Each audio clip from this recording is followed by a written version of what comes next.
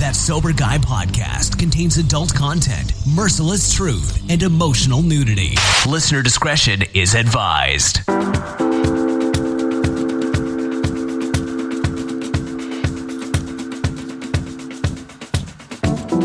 Hop on hit, so it's time to go home.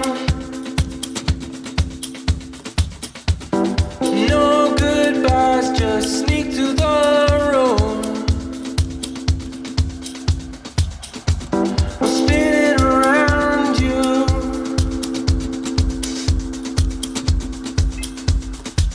You're never bringing me down.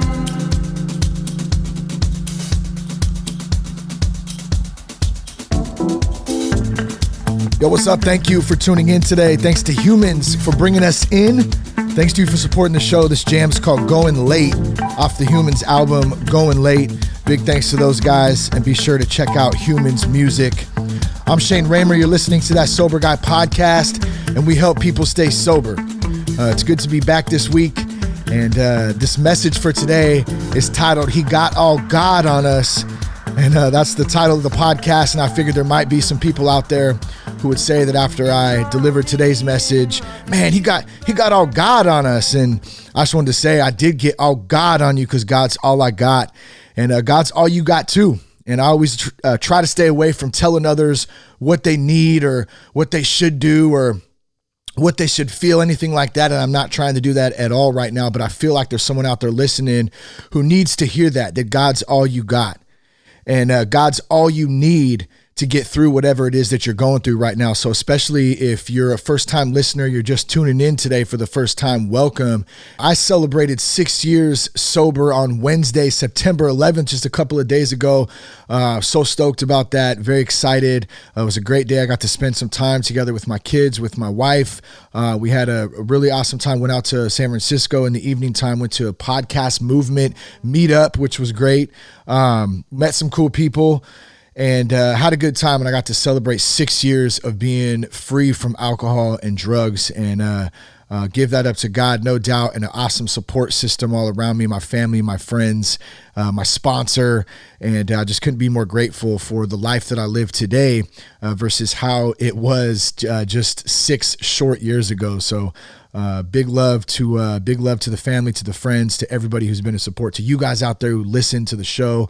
Couldn't have done it without you guys, and I just appreciate you, and I'm so grateful to be here today. Now, I wanted to try a little something different, and I'd ask that you keep an open mind today, keep an open heart, be at ease as you listen to this. Sometimes we have a tendency, things that we might not agree with, or we might not think the same, in the same light that someone else might think. And I want to say I'm, guilty of that as well. Sometimes I could hear something and go automatically, disregard it, whether it's God or something else, in life that's going on. And one of the things that I learned in going through the early years, and I continue to learn this stuff, as I go on, but in my early recovery days, I was taught to practice patience and practice tolerance and be able to listen to other people's opinions and thoughts without taking offense to them so much, because you never know. There could be, maybe 9 out of the 10 things don't apply to you. You don't believe in them, but there's that one thing that you need to hear. So I would just ask that keep an open mind today, settle in, relax on this one today. It's a little bit different for me too.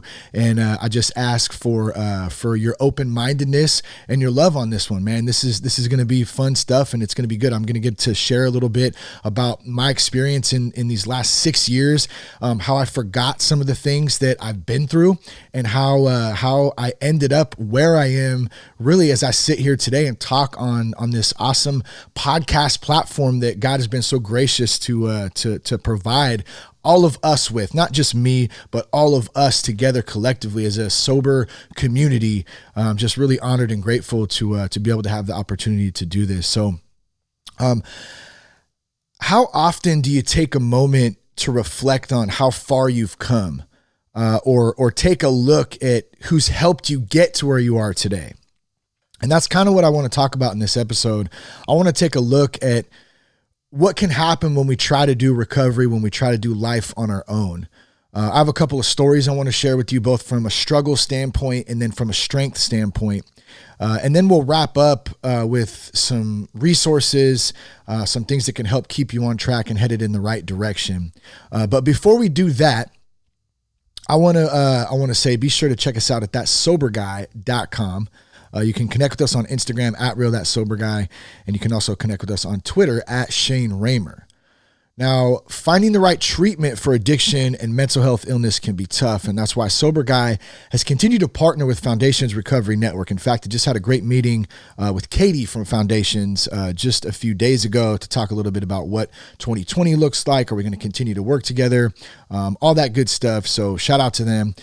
They stay true to their mission. They hold high ethical standards. They provide treatment in a nationwide network of residential and outpatient programs. They've built the industry's leading research and outcomes program, and in order to fulfill each commitment to patients, and not only the patients, but their loved ones. So if you want to learn more, if you're looking for a resource, I know that's a thing out there. Sometimes you don't know who to turn to. You don't know who to trust. Go to foundationshelp.com/soberguy, or you can call 833-81-SOBER. That's 833-81-SOBER. And you can talk with an admissions coordinator about treatment options. They can answer any questions for you there. One other thing, did you know we have a course called How to Navigate the First 90 Days of Sobriety? It's a digital course. You can do it at your home, do it wherever you want. It's myself, a few doctors, a few friends, and people in recovery. I kept getting so many questions about how do I stay sober? How do I navigate these first 30, 60, 90 days of sobriety? How do I stay sober? And I thought, man, we should just put a course together. I'll interview some people, some of my friends, some professionals, and we'll talk about what we have done personally, what's worked for us, what hasn't worked for us, and we'll put it in a digital format. People can watch it and listen to it whenever the heck they want. So that's what we did. It's $25 with the promo code half off. If you go to thatsoberguy.com and you can click on courses, all the information's there. So be sure to check that out. And then I wanted to read a quick iTunes review before we get into today's message. And this one says, it's a 5-star review, Ray of Hope by Jay Allens. And I appreciate the review. It says, Shane, I listen to you daily. My husband's been struggling with alcoholism for at least 3 years now, estranged from our family. I pray every day for his recovery. And while I try to work on myself, it took a long time for me to realize that I cannot fix this. I don't know what to do. I miss him terribly. I attend Al-Anon here and there. I get through my days the best I can, but your podcasts are an inspiration to me.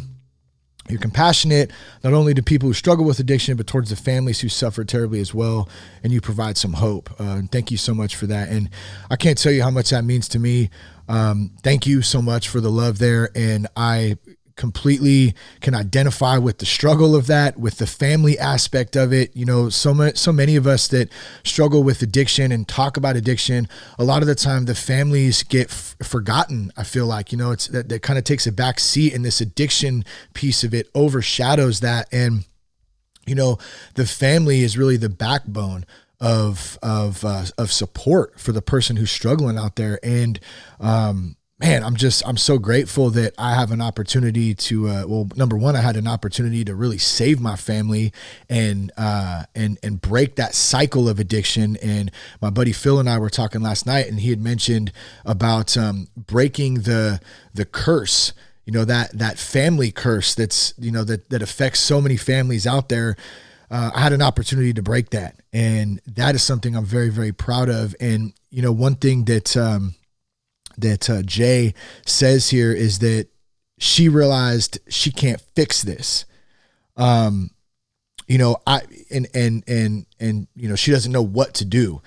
And so I think that there's something to that in that surrender piece. Like, I can't fix this. Like, I need God. I need something higher to help me get through this. And this is a perfect review really to read today, because it really ties into to the message today.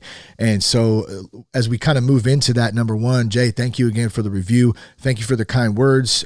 It's really honored. You know, I feel so grateful to be able to add, you know, my hope, my story, and I'm just a small piece of this this community, and I appreciate you. So thanks again for writing that review, and best to you. Keep praying, you know, keep showing up. keep listening, keep doing the things that you're doing in Al-Anon, if you're going to a church, if you're a part of some sort of community out there, just keep doing that, and it will work out just how it is supposed to. So thanks again for that. Now let me just go back up here. I need to copy and paste this real quick. What I like to do on most of these is put, I usually do some talking points, some bullet points, and kind of work off of those. And I got a little bit deeper this week because, as some of you who listen to the show regularly probably realized, I wasn't able to put anything out last week, and part of it was a time commitment thing, but part of it too was just, I've been going through so much lately internally, and just trying to surrender some things and trying to make some changes in my life. And it's been a bit of a struggle as far as not only doing that, but also at the same time trying to be inspired to do the podcast. And one thing I've always said is that if I'm not having fun with it, if I'm not feeling inspired, I'm not going to do it. I'm not going to force myself to do something and put something out that's crappy and that doesn't make any sense, and that I'm not feeling just, because I need to.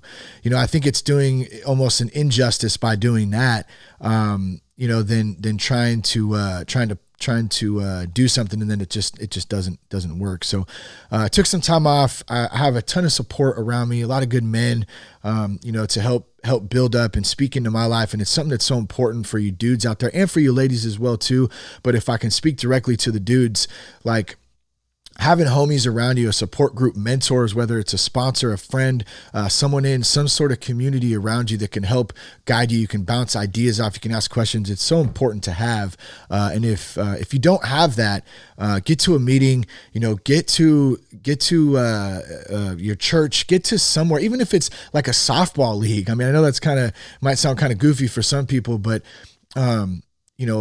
like I have a Thursday night team that is just a part, even if it's just starting there, where you're around some other dudes, and hopefully there's some good dudes that can, that have their lives together and that are kind of, doing the right thing. And when I say have your lives together, it doesn't mean perfect. I'm not saying like, you must have your life together and do everything perfect. That's not what I'm saying. It ain't the person who is perfect and is checking all the boxes. And, a lot of the time I've noticed that some of the people I talk to that seem like they have their things together, it's really a facade, and it doesn't. So what I'm trying to say here is just be real. I don't really know what I'm trying to say, as a matter of fact. See, and I'm all off the talking points right now, which is one thing I love about the show. I can kind of freestyle and freeform on this, and that's when I get some of the realest stuff.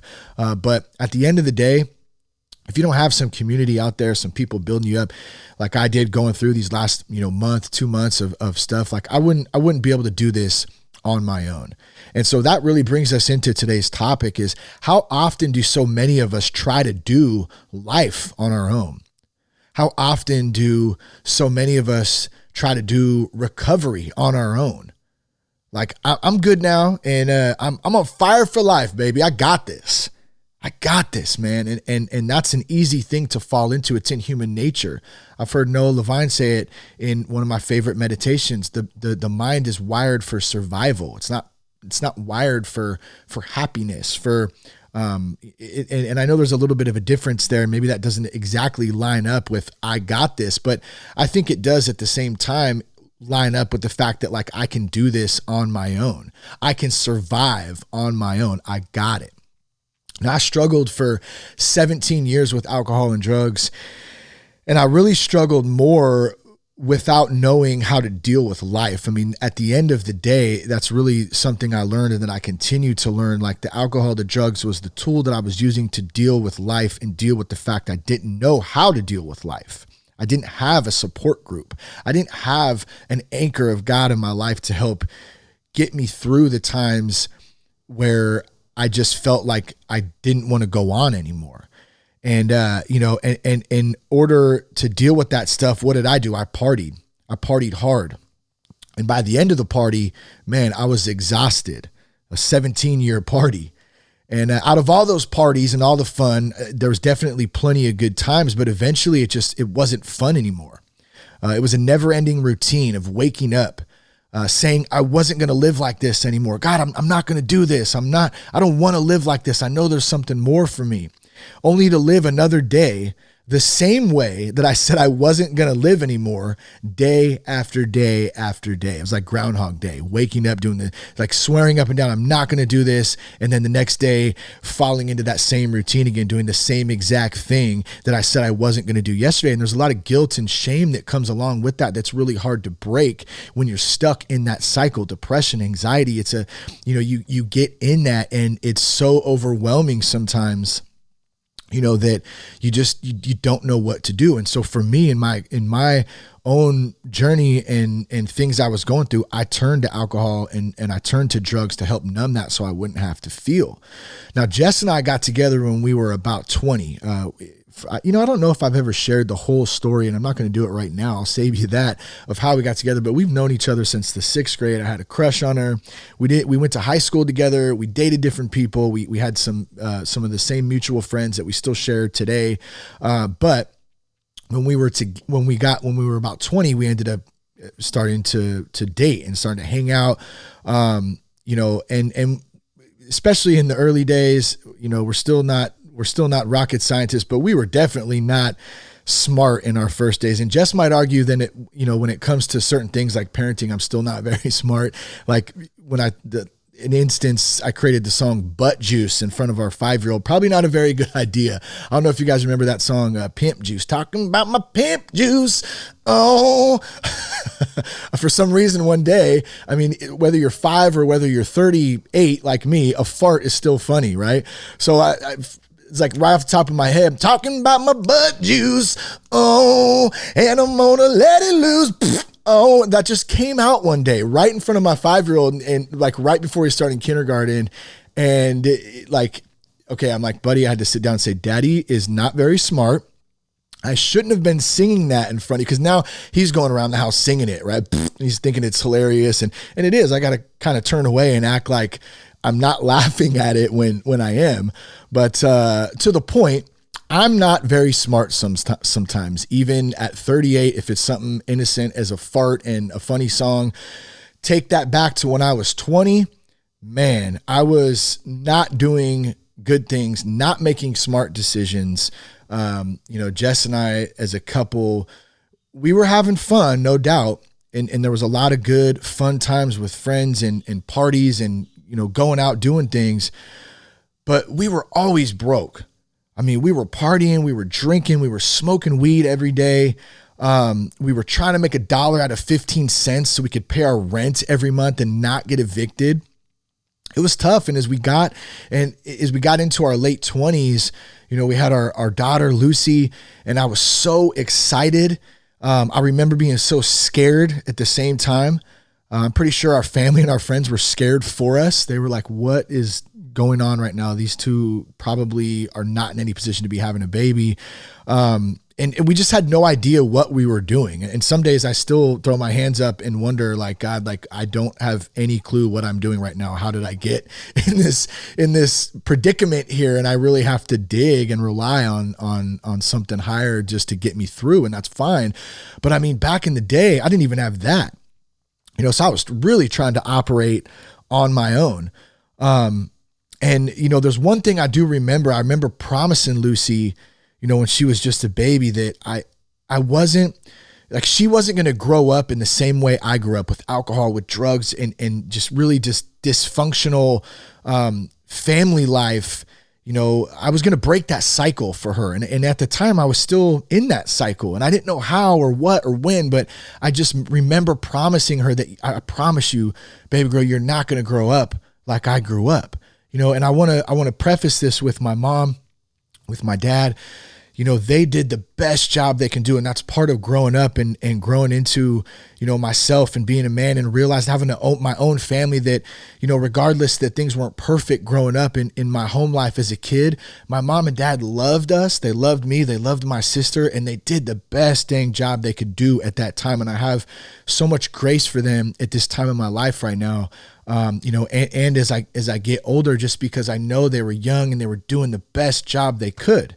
And that helps to heal a lot of the stuff, that acceptance, that forgiveness, all those things that we kind of learn by working in a recovery program, by showing up, by doing that stuff. And so I'm so grateful for the way that I grew up now, because it's given me perspective on things, and I honor my mom and I honor my dad, to the best of my ability today, in just realizing that. But I remember though too, as Jess and I were going through this as, young adults, and well, I guess 29 is not really considered a young adult anymore. Actually, I'm not sure. Is 29 considered a young adult? I would say no, personally. I would say you should be, there were so many other people at 29, and not to compare lives or anything, but that were a lot farther ahead than Jess and I were, when we had our first baby. But I remember how often the cupboards were bare. Like, I remember how often our lights were getting shut off because we couldn't pay the bill. I remember being on government assistance, WIC checks, so Lucy could have formula, because we couldn't afford to buy formula. We were just broke. We had one car. It was a faded powder blue 1987 Toyota Camry. And this was in 2010. So, I don't want to hear, Shane, that's a classic. No, it wasn't a classic. It was more like a classic POS. Like my buddy Josh called it, butter rims. So funny, because the rims were all faded and yellow looking. And I think we found a crock pot in the trunk one time with like a year-old sausage in it from an old Christmas party we had been to and got drunk at, and just left it there. Like, who drives around with a crock pot in the back of their trunk, like full of old sausage? Like, come on. Like, I just didn't care. Like, that was just whatever. You know what I mean? Oh, I guess it'll just clean itself, and one day we'll take the crock pot out of the trunk, But that was that mentality of not a lot of self-pride, self-worth, like just who gives a crap, really. We actually took Lucy home from the hospital in old butter rims. And I remember getting in the car that day when we were leaving to go home, and number one, thinking, okay, wait a minute here. Like, where's the nurses? Wait a minute, we're going to take this little human being. Well, not little, she was massive. She was like 10 pounds, like a sumo wrestler. But we're taking this human being home, and like, wait a minute, we're responsible for this person now? Like, wow. Like, what, wow. What are we going to do? How are we going to do this? And so there was that fear there. And at the same time, I remember feeling kind of low. Like, I'm almost 30. I should be in a better position in my life to help take care of this child that we brought in that I love so much. Like, how are we going to do this? And I remember looking back and telling her, like, apologizing to her for that. Like, I'm sorry. And I know this sounds kind of goofy because it's kind of on a materialistic thing, but I really think that at the time it wasn't just the car. The car was an example of how we were living our lives at that time. And it was an example of the choices that we had made that at that time. We really didn't care. And I remember, telling her, like, I promise you, like, one day I'm going to pick you up in a Cadillac. I'm going to take you to, out on a date as dad and daughter, to the father-daughter dance, but for now, babe, we're rolling back to back in this hoopty. So, we got to buckle up. And I remember just kind of brushing it off. And that's kind of the attitude. Okay, what's going our way, and I'll never forget either the time that I got pulled over in that car. And I was probably high at the time, and I was driving with my daughter in the car, just not making good decisions. And I remember the CHP officer is a woman, and she had bright white hair. And I can't remember what, was said at the time exactly, but I remember feeling very nervous and had my daughter in the car, and I didn't have any weed or I wasn't drinking and driving at the time. Thank God. But like, I wasn't in my right state for sure. I don't remember where we were going or what we were doing. But I remember the feeling of feeling very small and feeling like, not good about myself. And I remember the CHP officer, she reached back and she may have been, honestly checking for the seat, how she was looking at how the car seat was buckled up. Was it buckled in correctly? Was it the right way? And man, I'm getting so much background noise today in this recording. I got sirens going on. There's like cars speeding up and down. In any case, it kind of distracted me for a minute, but I remember the CHP officer and she was acting like she was checking for the safety, right? And she may have well been, but I also know what she was doing. She was checking for paraphernalia. She was seeing if I had a pipe in there. Did I have any drugs hidden underneath the seat? She was or underneath the car seat base. She was, going around and running her hand. And I knew what was up and I knew there wasn't anything in there at the time, but I knew what she was doing. And at the same time, I couldn't blame her for it. I felt like just a piece, I didn't feel confident as a man, as a father. I knew I was trying to do better, but just wasn't working. And I tried to act like I didn't care though. I just accepted it, like at some point, like, hey, this is my life. That's just me, I guess, And I remember feeling so small. Like maybe the 1987 Toyota Camry wasn't so much the POS. Maybe the real POS was the boy trapped inside this man's body who was driving his daughter around town high as a kite. Like maybe that was the real thing I needed to look at. It wasn't the car that made me who I was. It was me, the choices I made that made me, get to the point where I was at that day. And I'd work a while and then I'd get laid off and, I'd work a while and get laid off. I hated my job. I was doing drywall all the time. I had a good group of homies too, who I'm actually going to be, this weekend. My homie, Moke is turning 40. So big love to him. My homie, Josh, was a big part of my life. Like I worked with these guys at the time and they had given me a job. I was an apprentice at the time.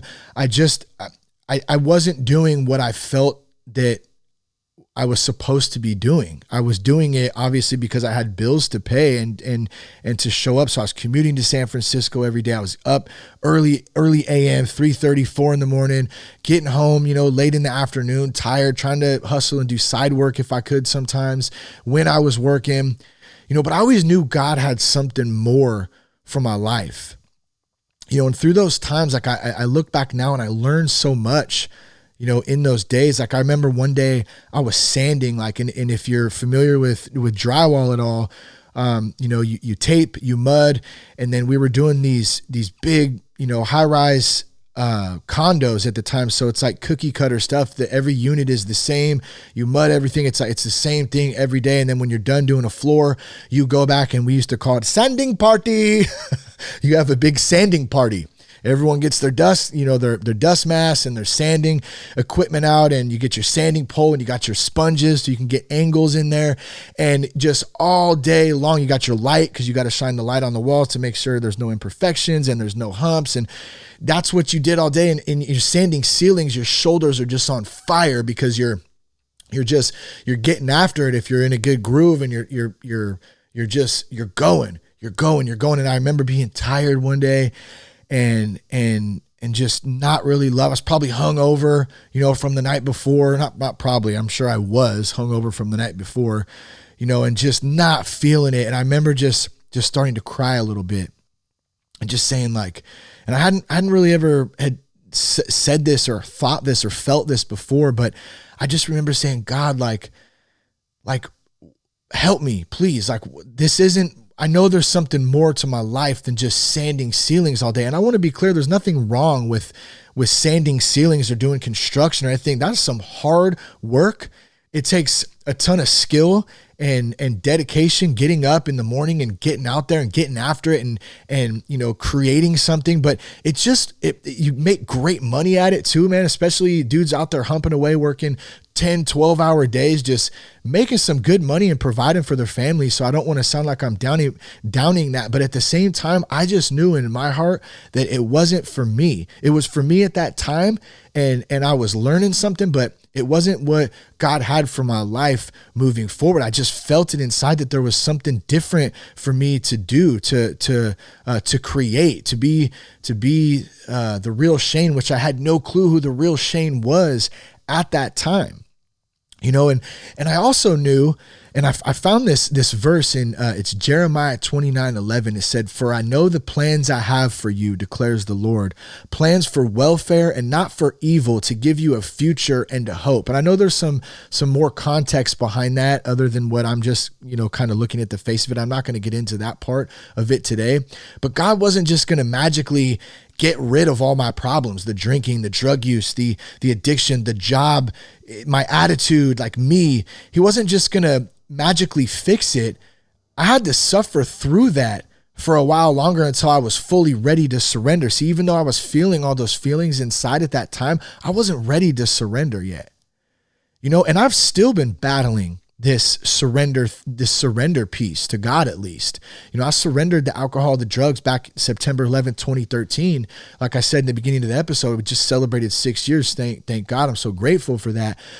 I surrendered that at the time. The tools that I was using, I've continued to try to learn and teach, or continue to find people to teach me how to do this and follow along and, work a program, have community, all that stuff. But I wasn't, ready to fully surrender to that at that time. And it's still a process for me. The surrender thing is not just something that magically happens. It's every day I'm surrendering. I'm surrendering my day every single time I wake up. And when I'm in that mode, it makes it a heck of a lot easier, because when I'm trying to control stuff, it's dang near impossible. It's almost impossible to be in the right state of mind for me. And, I just want to ask and propose that question to you. Have you ever had that moment of realization, or that moment like where you felt something in your gut? There's more out here. Like, why am I here? I'm here to do something different or more, or maybe it's less, but maybe it's just something that's not right at that time. And you get that feeling. And I just want to tell you, that feeling is real. You can, you don't know how you're going to get through this season in your life, but that feeling is tugging on you and telling you that there's something out there more. And we're not going to do it on our own. I know I can't do it on my own if I'm feeling that. And that was the thing for me at that time, where I knew something was happening, but I just wasn't fully ready. So maybe you're not ready either right now. Maybe you're listening to this, you're new into recovery, you're new in your walk, whatever it is. Just know that feeling you're feeling is 100% valid. Don't minimize it. Don't write it off. It's real. And the enemy will try to convince you it's not. He'll try to keep you stuck right where you're at. At least that's what he did to me. And he kept me stuck there for a long time. But through my struggle came strength. Let me say that one more time, a bit different. My strength has come through my struggle. Towards the end of my addiction, I felt bad about myself. How did I get here? I'd often ask myself, man, like, God, like, how? I couldn't believe it. It happened so fast. It was so progressive towards the last couple years, that I'd always, swore and thought that I would never, ever get to a point where I'd completely lost control. Like, I had lost control. And if you're a control freak like I am, which is a daily battle for me that I'm still actively working on every day, that's tough to have to admit that and say, I lost it. Like, I don't know what I'm going to do. I don't know how I got here. I was resentful and angry towards my father, towards the way I grew up. I wasn't understanding that him and my mom were just trying to do the best they knew how to do. And I played the victim card. For a long time, I tried to use it to my advantage, and I did. I wasn't honest with people. I used, the way that I grew up or whatever is kind of to my advantage, so people would feel sorry for me. I was depressed. I was full of anxiety. I was insecure. And in all honesty, I didn't really care if I lived or if I died. Now, I wouldn't say that I was intentionally suicidal, but I honestly could care less if something came up. And in fact, sometimes I prayed for it. Just take me out, God. Just take me out. Now, I'd been blessed with a beautiful wife and a 2-year-old baby girl at the time. She was 2 right around towards the end, 2 or 3 years old, right in that time frame, that last year. And I should have been filled up with joy and with happiness. And I felt 100% empty inside. I felt so empty. It hurt. And I progressively used alcohol and drugs more and more to help mask the pain and the emptiness that I felt. I wasn't serving God. I wasn't serving my family. I wasn't serving my friends. I wasn't taking care of myself. And I couldn't take it anymore. Like I was ready to die or get some help, like straight up. I was overwhelmed. I had tried many times, to quit on my own. So in 2013, I finally surrendered to that tool of alcohol, of drugs. At least there was a peace. And I had an encounter with God.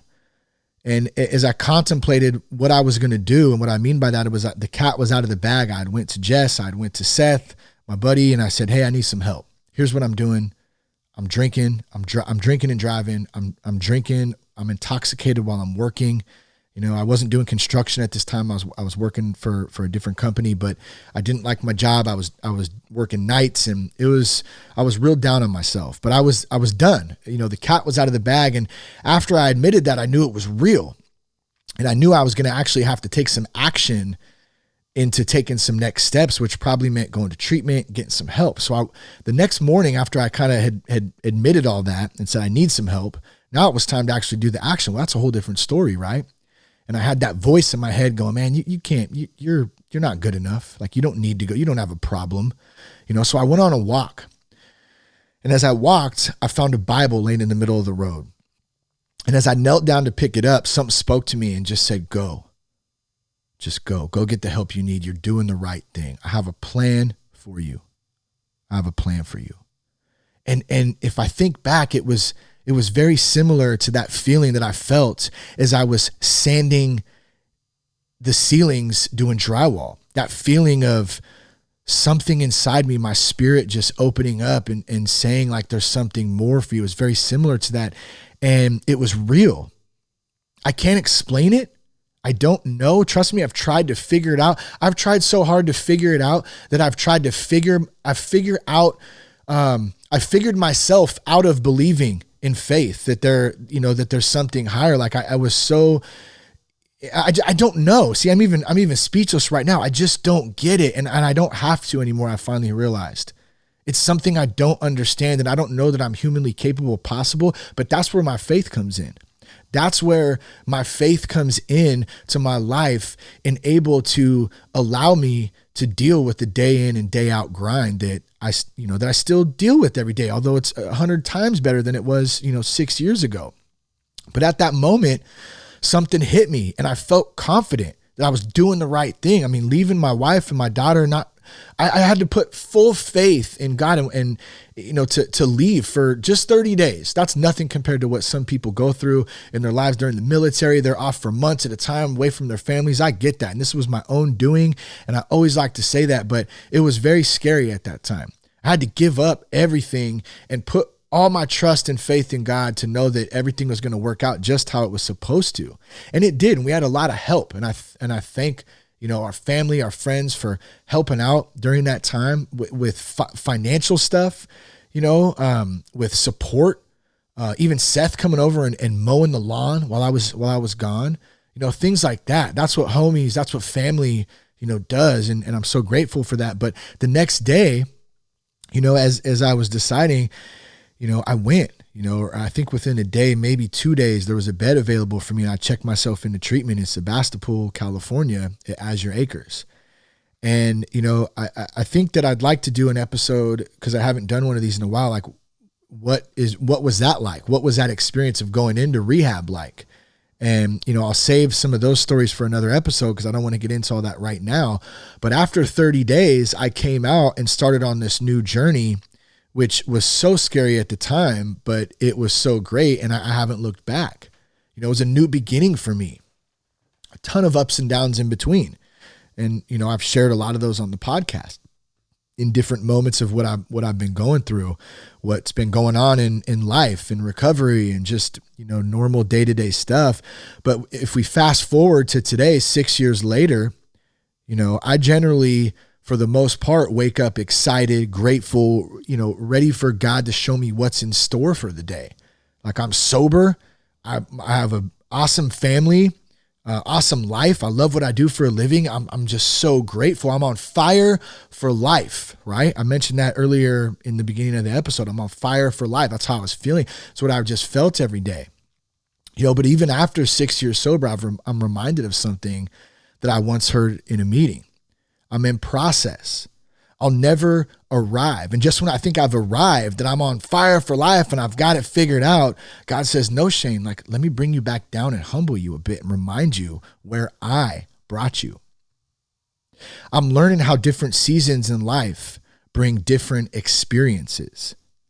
I've been going through this change lately, waking up feeling a bit lost, a bit burnt out, a bit confused in my life and in my faith and far from God. That's not, feeling like questioning a lot of stuff, a lot of doubt creeped in over the last few months, even the last 6 months to a year. And it's just been this up and down thing. And I'm unwilling, or should I say I have been unwilling to go all in and fully surrender, not just the alcohol and the drugs, but fully surrender my life to God, to give it up.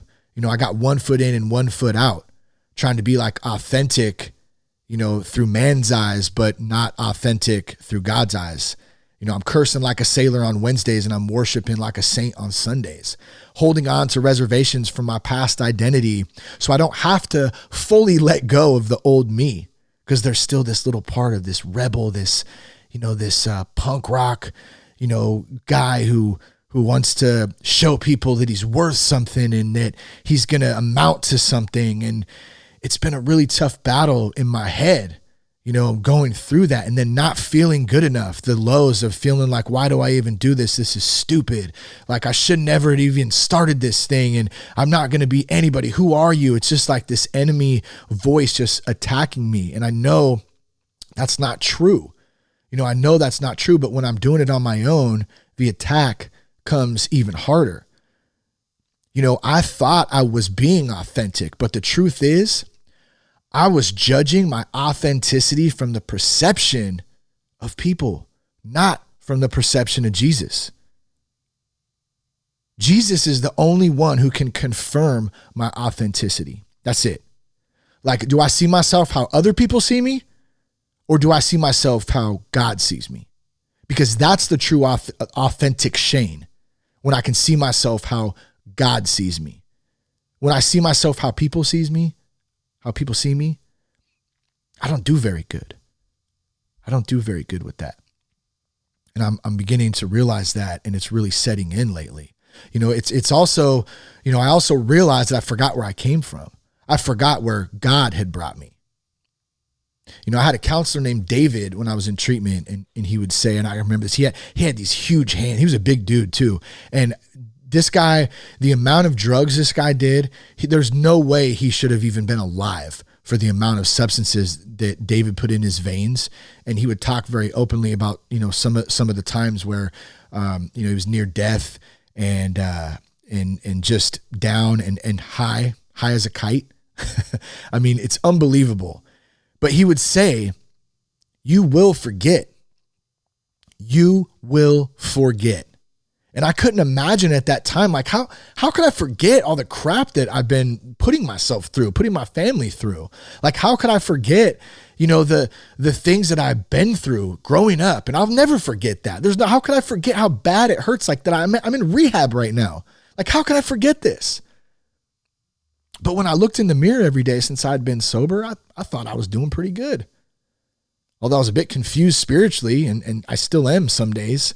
I was feeling pretty proud of where I was at in this last year, in this last couple years, pretty proud of how far I had come. I was doing okay. I'm on fire for life, baby. Woo! Hell yeah. I'm making a little more money now. My bills are paid. We bought a house.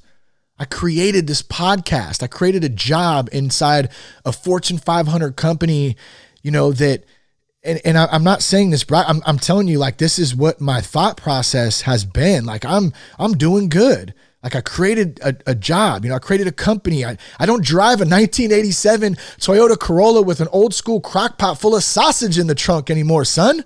I don't drive butter rims anymore. I got 2 respectable vehicles. My family's healthy. I'm coaching my son's t-ball. I'm watching my daughter play soccer. My marriage is much better. I got some brand new Nike Cortez on my feet. I got black ones and the white Forrest Gump ones, son. I can choose either one I want to wear any day. My life is beautiful. I ain't rich, but I ain't broke no more. I can pay my light bill, my mortgage, and hit Costco on a Saturday and get some steaks and some free samples and a bunch of other crap that we don't need. I got this. I got this. I got this. I was on fire for life, but I was lukewarm for Jesus. The only one who can actually bring me to where I'm at today. The only one who actually did bring me where I'm at today. By speaking to me in that moment, that encounter I had that I forgot about when I found the Bible laying in the middle of the road. That's who saved me from my own worst enemy, which is myself. That's who blessed me with a beautiful, loving family. I didn't do it. The one who loves me unconditionally, that's who saved me. The one who shows me mercy and grace through the good times and the bad. The one who died for my sins. And I was lukewarm for him. I've been lukewarm for him. Now, as I was kind of writing this out, I started thinking back to, some scripture and some things that I've heard before. And I'm new. I'm not a Bible scholar by any means. I try to understand stuff and do a little bit of research on stuff. And as I was writing some of this message out and just really kind of pouring my heart into this, I haven't done this in a while. A lot of the podcasts, although they're great content, there's a lot of surface stuff in some of them, I feel like, and most people probably don't realize that. I'm probably being hard on myself, but I know my true heart and I know, what I'm going through, and it's hard sometimes to open up, and to really pour out your heart. And so God, thank you so much for being able to do this, being able to write some of this out and be honest. And as I did that, I came across a verse, Revelation 3:20, a pretty well-known verse, and you'll hear it preached a lot. You'll see memes of it, and but it says, "Behold, I stand at the door and knock. If anyone hears my voice and opens the door, I'll come into him and will dine with him and he with me." And so when I first see that, I think, well, man, when I found that Bible in the middle of the road that day, when I was debating whether or not I was going to go get the help that I need, when I was going to get sober and change my life, I had this vision, I had this feeling. That was Jesus knocking on my door and saying, here's an opportunity to come in. Let me dine with you and he with me. And now that's how I initially interpreted this verse, as Jesus standing outside the door of my heart, waiting to be invited in. And as he knocks, as I knelt down and pick up that Bible, I get to decide. I get to decide. And I think many people interpret this verse the same as just what it is. And viewing it from this interpretation, when I think back, I can't count how many times in my life I felt like God was knocking on my door, and how many times in my life I was too prideful, too egotistical, too stupid, just not ready, or here's the big one, just plain scared to open up that door and let God into my life. Maybe you've been feeling God knocking on your door, to your heart. So what I'm talking about. And it's okay if you're scared. It's okay if that feels different and you don't know what it is, or you don't know how you could even fathom taking that next step, connecting spiritually to something higher. And then I found a great article unpacking a little bit more of what this verse means in its full content, or its full context, I mean. And I'll put that, because I'm going to what's the word I'm looking for? I'm not going to read in verbatim.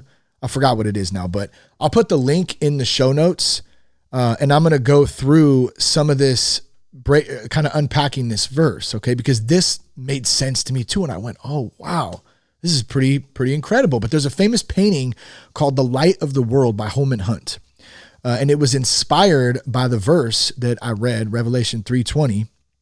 And it's a beautiful painting. There's a picture of it. Like I said, I'll put this link to this article that I'm kind of paraphrasing. That's the word I was looking for, by the way, paraphrasing. Some of the stuff in here, so you can read the article if you want. You can see the painting by Holman Hunt. But what it is it depicts Jesus in a moonlight backdrop wearing a crown of thorns, standing at the front door of what looks like someone's home.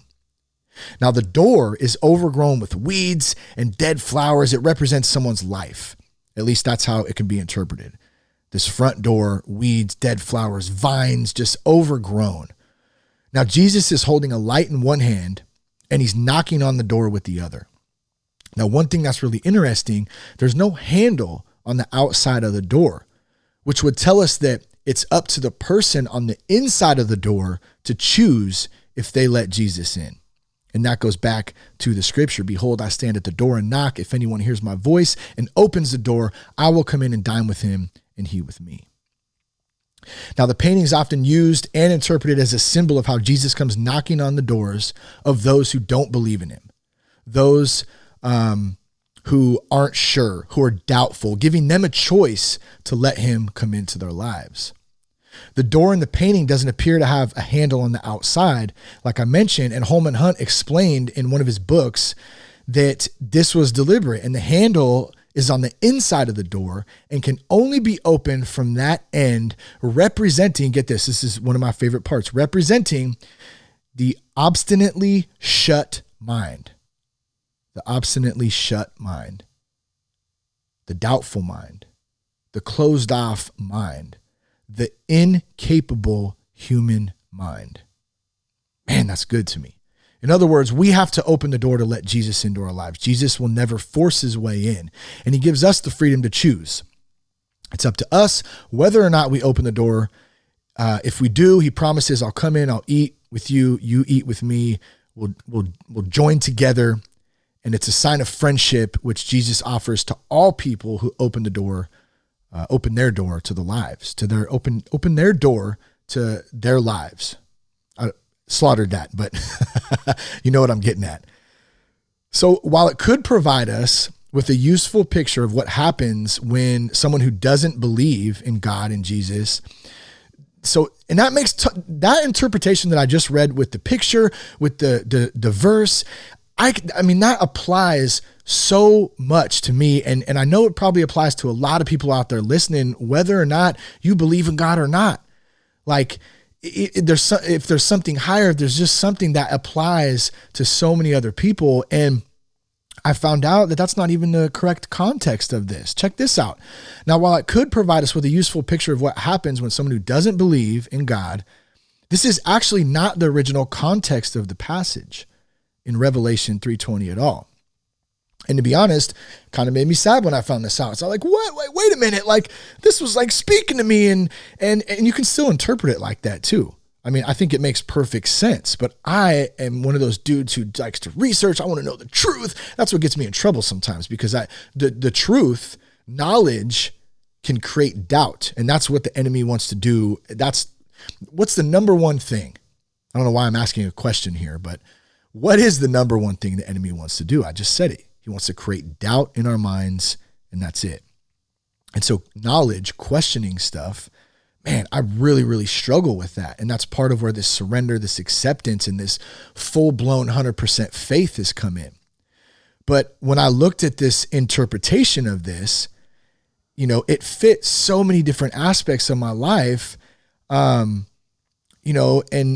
all through, because I wasn't always making the right choices. And I always felt like Jesus was with me and he was waiting for me to answer that door to invite him in. So what does it really mean then if it doesn't mean that? And it's actually part of a longer passage here, and it forms part of John. And I'm kind of reading verbatim here from this article. Once again, I'll link it in there. I always want to stay true to that. Make sure that I'm paraphrasing it and giving credit where credit's due. This isn't something exactly that I wrote or anything, but it forms part of John's vision of a message sent to the church. John has a vision of Jesus speaking to 7 different churches. Each of these churches are imperfect and have something about them that is not quite up to par. In each of these, warnings and encouragements are given. To the church of, I think it's Laodicea or Laodicea, I'm not sure, but to the church of Laodicea, Jesus gives a stern warning because of their, check this out, lukewarm nature. And man, that's just how this part, I was like, wow, I've been feeling so lukewarm. I've been feeling so lukewarm, 1 foot in, 1 foot out. And in Revelation, I think it's 3:15, he says, I know your deeds, that you are neither cold nor hot. I wish you were either one or the other. So because of you being lukewarm, neither hot nor cold, I'm about to spit you out of my mouth. I'm about to spit you out of my mouth. Now, of course, I mean, the church, the body of Christ, your faith, it's made up of individuals, even though he was specifically speaking to a specific church here. But within that body, you can easily find many individuals, and I'm paraphrasing again, who become lukewarm. And this was like so relatable to me, because I'm like, man, that's me. Like, that's me. Like, I've become lukewarm for God. Like, I don't know where I stand with him. I'm confused. I'm doubtful. Like, help me. Like, surrender. Like, I need help. And it goes on to say that's the danger for each one of us as Christians. We can allow our passion for Jesus to fade and to become indifferent to sin or to others in need. So in other words, we become lukewarm for God. We become lukewarm for Jesus. And we can forget, get this, we can forget how far we've come. We can forget how far we've come. And more importantly, we can forget it was God that brought us here in the first place. I forgot, just like David said. You know, I kept going back to that. David saying, you will forget. You will forget. And he was right. I forgot. Like, I forgot where I came from. I forgot what we went through. I forgot all that. You know, in order to find out where you're at, you need to take a look back and remember where you were. Look how far you've come. You know, I forgot who saved me. It wasn't me. It was God. Now, I woke up early last Sunday morning to go get a griddle of all things, right? I don't know why we don't have a griddle. Like, who doesn't have a griddle that likes to cook breakfast? Like, breakfast is my favorite. I would have breakfast for dinner. Waffles, pancakes, French toast, potatoes, bacon, I mean, especially on a Sunday morning.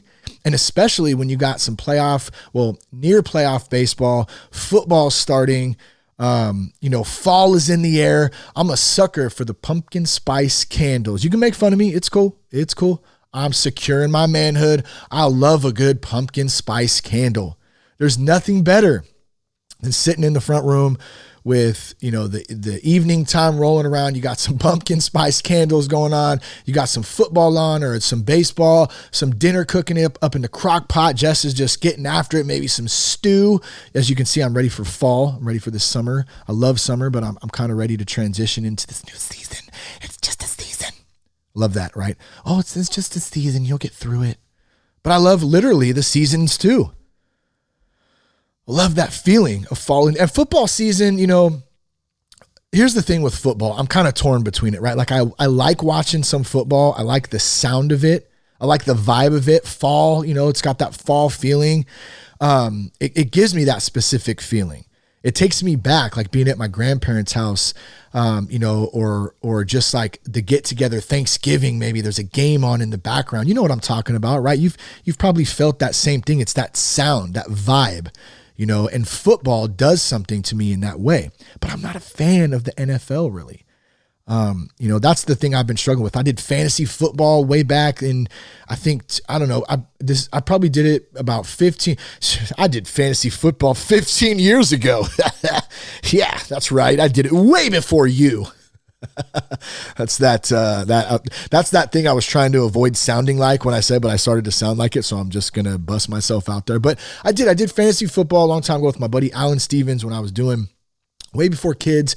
And another homie I lost, to some circumstances that I'm not 100% sure of, but I have an idea of it. But Alan Stevens, rest in peace, my homie. Just thought about him. That's a trip right there. Good dude. But that feeling you get when football's around, that's what it was. And even though like the football thing, they throw way too many flags and like that, I don't know, they cry about it. And then the Raiders are leaving to Las Vegas. Like, I'm an Oakland fan, Oakland A's for sure, Bay Area, but the Raiders are leaving. A lot of the players, not all of them, but it has entitled attitudes, just like shut your pie holes and play football. That's kind of the attitude I got. And then with the league and stuff, that's what got me into hockey actually. And hockey, man, shoot, you want to talk about some good stuff. Hockey is the business. Just fight it out. Just duke it out, old school style. I'm old school like that. Very traditional values. Let's throw the gloves off and throw down real quick, and we'll see who wins, and we'll settle it right here, right now. And in football, like I saw a dude the other day, he like slapped his face mask, and they called like he got ejected from the game for slapping his face mask. I'm like, are you kidding me? Like, these are grown men out here playing a aggressive, dangerous sport, and he slaps him out of, whether he did a little attitude there, like I get it, but he gets ejected for that? Like, I'm moving on to hockey. In any case, which also reminded me of a quote I love from the poet Juvenal: give them bread in circuses and they will never revolt.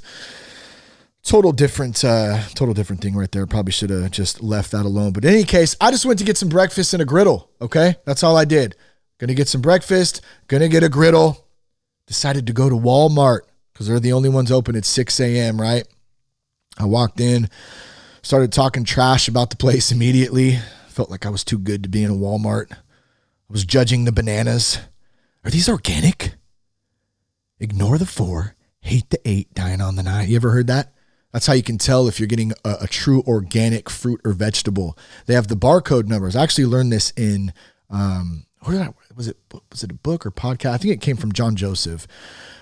Somewhere I'd seen, but ignore the 4, hate the 8, dying on the 9. So when you're looking at the barcodes on fruit or vegetables, if it starts with the 4, ignore the 4. This is if you're looking for organic stuff. If it starts with a 4, ignore the 4. If it starts with an 8, hate the 8. If it starts with a 9, dying on the 9. It's a good way to tell, right? So I'm in there, I'm looking at the bananas, ignore the 4, hate the 8, dying on the 9. I'm judging the people like a real jerk, right? Justifying the only reason that I was in a Walmart was because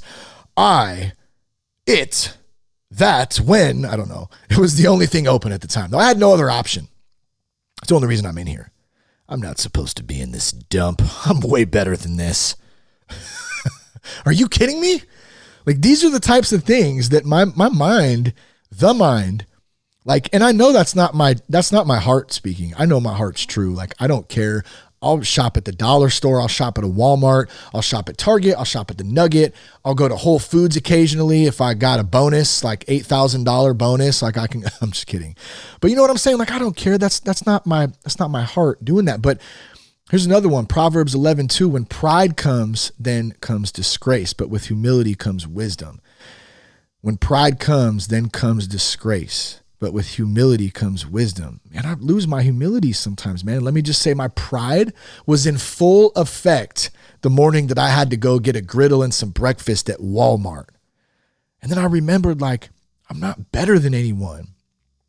Like, God knows my imperfections. God knows my sins. God knows my moments of weakness. God knows my mouth sometimes, my tongue. And as much as I can hide them from myself and be in denial about some of that stuff that I still actively have to work through, I can't hide them from God. He knows. He knows. And once again, look, I forgot where I came from. I forgot what happened. Don't forget where you came from. Don't forget what you've been through. Don't forget who lifted you up. Don't forget how you got to where you got to today. Pride and ego have been slowly eating at me until my own disgrace showed its face to me in a Vacaville Walmart, standing in front of 8 different brands of bacon, complaining over if the bananas were organic or not. Like, are you kidding me?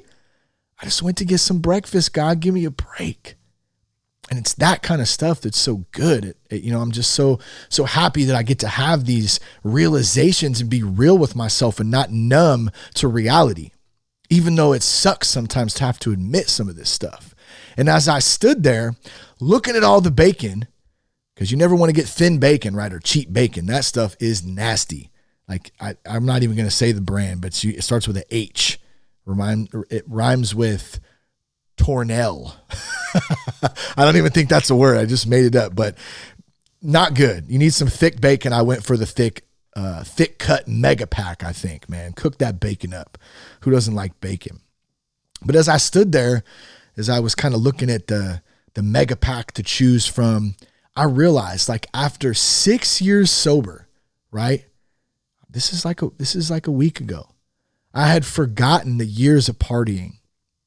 The years of no money, the years of bare cupboards, always being broke, our power being shut off, our water bill not being paid. I can't pay my bills, but I can buy booze and cocaine. Like, are you kidding me? Like being on WIC so my daughter can have formula. And there's nothing wrong with being on assistance and needing some help. You know, there's nothing wrong with that. I don't want to come across like that. But what I'm saying, that's what it's there for. But what I'm saying was that I was fully capable of not having to use that so somebody else who needed it could use it. But I was not living up to my full potential. I was not making the right choices. I was not surrendering to God so I could live out my purpose. You know, then I remembered back about using, you know, all the drugs and the alcohol to mask all that pain. And I thought even back about driving butter rims with the crock pot in the back. And as Jess was 9 months pregnant in this last house, I was actually sober at this time, but it was early on. It was just right about 9 months in. Can you believe that Jess got pregnant 9 months to the day that I got out of rehab? That's a good one, right? But she was pregnant with Cash at that time. And we got evicted. We basically got evicted. Like, we got a notice. We weren't paying our rent on time. Still, you know, we were struggling. That was tough, man. I forgot all that. And worst of all, I forgot that I wasn't serving God. I wasn't serving my family back in the day. I wasn't taking care of myself the way I should have. And just like David said, you will forget. I forgot. And I had an encounter with God and I invited him into my life. And at the same time, I pushed him away. And so, man, what's the message of this today? What is the message of this today? Well, number one, I got all God on you. And I did that because God's all I got. God is all I got. And I'm okay with saying that today. And I hope that people and I'm not just talking about this topic. I'm talking about a topic on our whole culture, society, everything that's going on in the world right now. We see all this bad news, all this crap going on and wars and just crazy stuff, political arguments and I'm right, you're wrong. I'm like, we've got to a point where we can't even have discussions anymore and agree and disagree on stuff, you know? And so that's why in this topic, like, I'm passionate about it. I'm passionate about my recovery. I'm passionate about serving others. And, you know, God is all I got. And I'm so honored to have an opportunity to share that with those out there who listen. And whether you agree with it or not, that's fine. But I'm just saying, at least, like I said earlier, we can practice tolerance and patience and being open-minded and having a good heart. And even when we disagree with stuff, you never know what you're going to hear or try that you didn't think. That's what opens us up. That's what creates growth in us as human beings by stepping out. You know, one more thing, we're going to wrap this thing up. Let's go back to the article. And you know what? Let me just preface this article too. It's from drawingontheword.com. Drawingontheword.com. And so I'll be sure to put that in there, but I wanted to wrap up with this. Like, it said in here, and I thought this was great. We can easily allow our everyday lives to overwhelm us and to push Jesus outside of our lives. So guilty of that. We can become distracted with all the cares and worries of this world.